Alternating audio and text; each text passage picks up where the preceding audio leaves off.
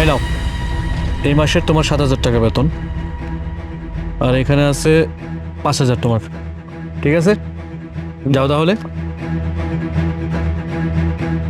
Sir, আমার 50টা টাকা দেন না, আমার 50টা টাকা খুব দরকার।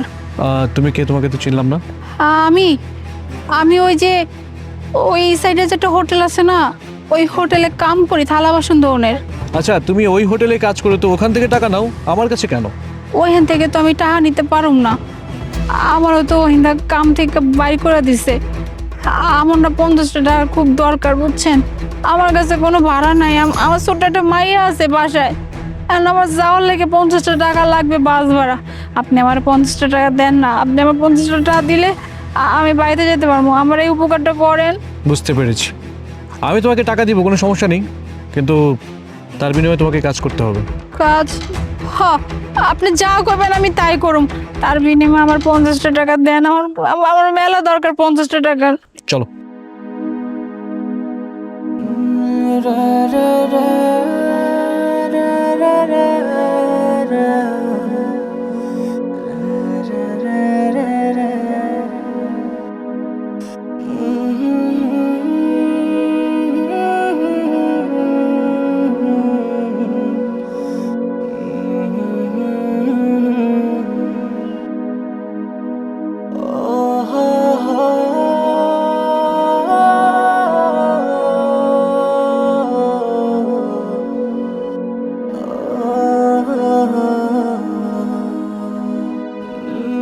ও, এই নিন।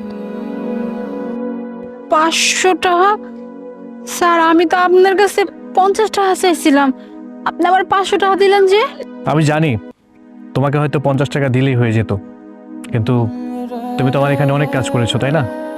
মূলত এই জন্যই তোমাকে আমি টাকাটা দিয়েছি। আর আমি এটাও জানি যে তোমাকে পাশের হোটেল থেকে বের করে দেওয়ার কারণটা, মানে তোমাকে একটা মিথ্যে অজুহাত দেখিয়ে তোমার কাজ ঠিকমতো হয় না, এই মিথ্যে কথাটা বলে তোমাকে বের করে দিয়েছি, এই জন্যই যেন তোমাকে বেতনটা দিতে না হয়।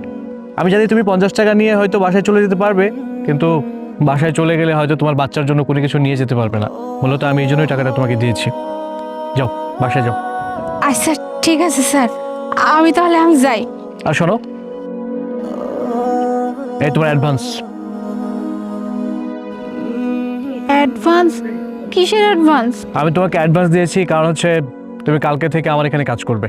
আর আমি এটাও জানি যে তোমাদের মতো মানুষরা সারা মাস কাজ করার পর এই সময়টার জন্য অপেক্ষা করে কখন তাদের স্যালারিটা হবে, এবং এই স্যালারিটা শুধু একটা স্যালারি নয়, এটা হচ্ছে একটা পরিবার সারা মাস চলার জন্য যে প্রয়োজনটা, সেটা। এই স্যালারির টাকা দিয়ে তোমরা তোমাদের পরিবারের সব কিছু করো, কিন্তু কিছু কিছু মানুষ আছে যারা এই ধরনের কাজগুলো করে থাকে, তোমাদের মতো গরিব মানুষের হক মেরে দেয়, কিন্তু তারা কেন যে এই কাজটা করে আমি জানি না। যাই হোক, তুমি আমার এখানে কাজটা করবে তো? কি কইতাছেন স্যার? কাজ করুম না কেন? অবশ্যই কাজ করুম। আপনি যে আমার কাজটা দিতেছেন এইটা ভাইবে তো আমি অবাক হয়ে যাইতেছি। তয় স্যার, আপনি একটা কথা না হাসাই কইছেন জানেন, এই আমরা যারা গরিব মানুষ আছি, গরিব কেউ মানুষই মনে করে না। এই যে দেখলেন না, সারাটা মাস কত কষ্ট করলাম, কত খাটাইলো, যে বেতন দেওয়ার দিন আইলো বললো কি বেতন দেওয়ার একদিন আগে কাজ থেকে ছাঁটাই করে দিছে, যাতে করে বেতনটা দেওয়া না লাগে। একটা বার এটা চিন্তা করলো না যে এই মানুষটা সারা মাস কাম করছে, টাকাটা না দিলে এই মানুষটা কেমনি চলবে? কিন্তু আপনার মতো যে ভালো মানুষ আছে এটা আসলে আপনারা না দেখলে আমি বুঝতেই পারতাম না। আসলে মানুষ ঠিকই কয়, বুঝছেন, দুনিয়াতে এখনো ভালো মানুষ আছে, আর ভালো মানুষ আছে বইলেই না এখনো গরিব দুঃখীরা মতো খায়া পয়রা বাঁচতে পারে। এই যেমন আজকে যদি আপনি না থাকতেন আমার কি অবস্থাটা হইতো, আমার তো কোনো উপায় থাকতো না। সত্যি স্যার, আপনি সত্যি অনেক ভালো একজন মানুষ। আমি আমি আপনার এনে কাম করব, আর আমার কাম নিয়ে আপনার কোনো অভিযোগ থাকবো না, আমি একদম ঠিকঠাক কাম করবো আপনার এনে। আরে না না, কি বলো, আমি তোমার জন্য তেমন কিছু করতে পারিনি। এই যে তোমাকে টাকাটা দিয়েছি এটা তো তোমার পারিশ্রমিক, আর এক্সট্রা যে টাকাটা দিয়েছি এটা তোমার অ্যাডভান্স। তাহলে এখন তুমি বাসায় যাও, আর তোমার বাচ্চার জন্য কিন্তু খাবার কিনে নিয়ে যাও, আর বাকি টাকা যেগুলো থাকে সেগুলো দিয়ে তোমার সাংসারিক যে খরচ সেটা না হয় মিটিয়ে নিও। আচ্ছা স্যার, ঠিক আছে, আমি তাহলে যাই।